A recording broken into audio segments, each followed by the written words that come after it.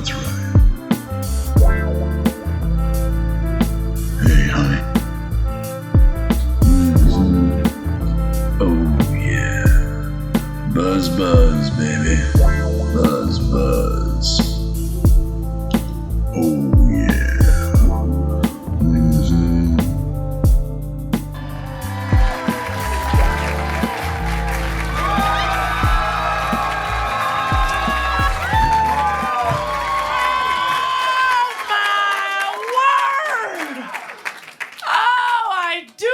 Rock and roll, but man, I really loved that. Hi, you guys. I'm Dawn Brodey. I'm delighted to be here. I want to put you at ease. I'm nice. I'm a really nice person. I know sometimes right now comedy can be kind of contentious. People are mean. People are sensitive. I am nice. I'm a lady comic, big black tattoos. The only person I'm ever trying to hurt with my comedy is my dad. Very, very safe. Listen, I've been thinking a lot about Surprise Dick. I'm not gonna lie, it is on my mind. I have been plagued by Surprise Dick. For those of you who are not familiar with Surprise Dick, it is the ugly stepbrother of the dick pic. We all know dick pic, and I think dick pics are weird, but they're fine. Again, this is the best part of me. You send it, and that's, I mean it. Let me be clear. I don't want your dick pics, but I kind of get it. And you're also like, a dick pic is an invitation. We get it. We know. Surprise Dick is the ugly in-person, real-life version. Okay? I didn't know about Surprise Dick until Me Too. Me Too is very illuminating and misnamed, I think, because Me Too implies, Me Too, we've all experienced some form of sexual harassment. That's the idea, right? You're like, ever been felt up at a party? Me Too. Ever been catcalled? Me Too. Ever been called into your boss's office and his dick is just sitting on his desk?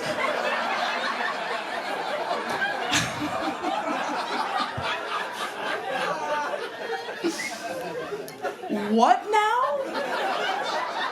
I didn't know about. Like, guys, I work in bars with comics. I tell dick jokes. They don't just bring their dick out. Louis did. But do you guys remember? This was part of it. It was that week of Me Too that we learned. It was like Matt Lauer, Charlie Rose, Louis. It was an epidemic. He said, I'm the host of a podcast, HILF, History I'd Like to Fuck. Okay, I have a history degree. It's all I'm qualified to do is have a podcast. That's all I have. And so that I dig deep into the annals of history to find the answers to life's many questions. And I thought maybe I can do that here, try to figure out why our Homo sapien male counterparts are bringing their dicks out of context. Because it's not how we mate. That's not flirting. You don't watch a sex documentary and be like, and then the male is like, what about my fucking dick? Like, what the fuck? And so I started with field research. I was like, fellas, what's with the surprise dick? What are you up to here? What's the end goal, And God bless him, my buddy Mark said, God bless him. I don't know, Don. There are some animals in nature. Males, male peacocks, they're the ones with the feathers. Male deer with the antlers, maybe it's like that. I was like, you know what, Mark? I got a degree in the internet. Get to the bottom of this. Guess what I found, guys? I really did. I used my Bachelor of Arts degree. I smoked like 3 joints. Okay, here's what I've learned. No animal on planet Earth shows its dick to get a female. None. And I started with bonobos. Do you guys know about bonobos? Okay, you're like, oh, it is not a trip to the LA Zoo until you've watched these perverts, right? These perverts. The bonobos are our primate cousins, okay? They're one of the only other species on the planet that has sex for pleasure and for fun. Okay? And they have no sexual boundaries, bonobos. They do old, young, day, night, male, female. They do it to get amped up. They do it to calm down. They really... And even bonobos are not like, Barbara, can you come into my office? Surprise! Like, what? And I was like, if not the bonobos, who? Okay? So I dug a little deeper. Here's what I got for you, friends. The hood seal. The hood seal has a flabby flap of skin that extends from its chin to its breastbone. And during mating season, it inflates it with air, and it looks very scrotum-esque, and it just heaves it around. And I thought, that looks a lot like it. Right? But it's not. They only do it to other males as an act of aggression, and when the sex act comes, they have the decency to deflate the thing and do it properly. Okay. There's also the deep sea slug. It looks like a bleached white stretch of snot. It lives in the deepest, darkest trenches of the ocean. And they are hermaphrodites, male and female sex organs, but they cannot impregnate themselves. They got to meet another deep sea slug to reproduce. And the bit is when you are lucky enough to stumble upon another deep sea slug in this dark, dark ocean, the game is I impregnate you. You don't impregnate me. And so they kind of line up these like bubbly amorphous snot blobs, and it's just dicks and vaginas, and it's like they'll open up a vagina, and then the dick like comes in, and they're like whoop, close up, and the back dick gets your under vagina. It's a lot of fun to watch. It is. It's like Terminator 2 meets The Bachelor. It is a dream. Okay, but this is the one to watch. This is the deepest well of sexual education out there. You've got these little golf pencils. You might want to write some of this down. It's called the hangfly. During mating season, the male hangfly gets together all of a lady hangfly's favorite food and wraps it in an ornate leaf. Okay? So, I know, already an excellent beginning. And then he sort of displays this leaf package to the lady hangflies. And if the lady hangfly accepts his package, that's his cue, consent, ding. He mounts her and has 20 minutes to fill her semen sac. It's 20 minutes. Nobody's writing this down. It's all right. 20 minutes. Okay, some of you are like, that's a long time. Maybe it's not a long time. That's up to you. It's 20 minutes, okay?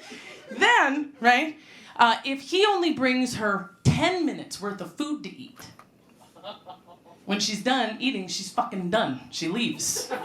No heads up, no thank you, and no reproductive act has actually taken place, right? Which means even though this is their sexual act, you know, he brought her dinner, they commenced, nature has not entitled him to finish. Oh, that's interesting, right? Scenario number 2. Sometimes the male hangfly, right, gets all of the lady hangflies together, and he's a real overachiever. This leaf is bulging with the best stuff, right? He's like, ladies, they're like, welcome aboard, right? Now, if she spends too much time, right, really taking an inventory of what's here and not just enjoying it, right? Like, oh, this is cornbread. This is very hard to find. Good for you, right? 20 minutes later, he'll fill her semen sac, right? He will take back what she has not eaten. He'll wrap it in a new leaf and he'll give it to somebody else. There is a third scenario. Okay, this is sometimes hangfly gets together lady hangfly's favorite food, and he's, it's his favorite food. And he stops and he eats it. Okay? This happens actually quite a lot. And then the male hangfly like comes to and is like, shit, right? Ah! And he still needs to mate, so he punts and he just fucking gets whatever he can find. Gravel, cigarette butts, wraps it in a leaf, and is like,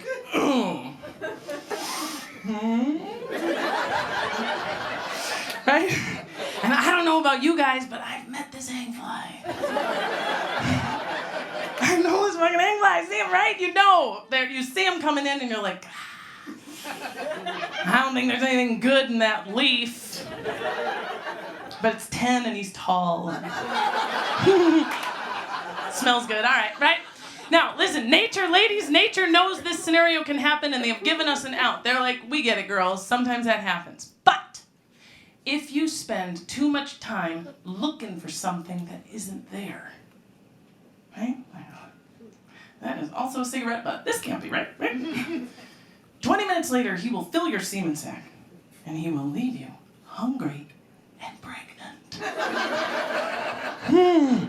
I know, that was a lot to take in. To recap,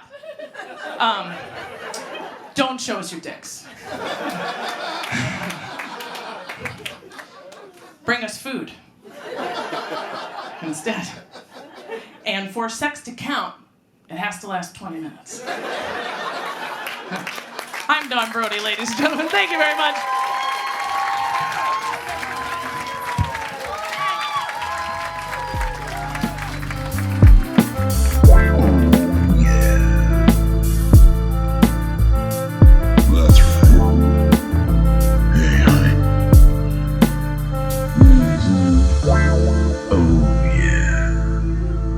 Buzz, baby.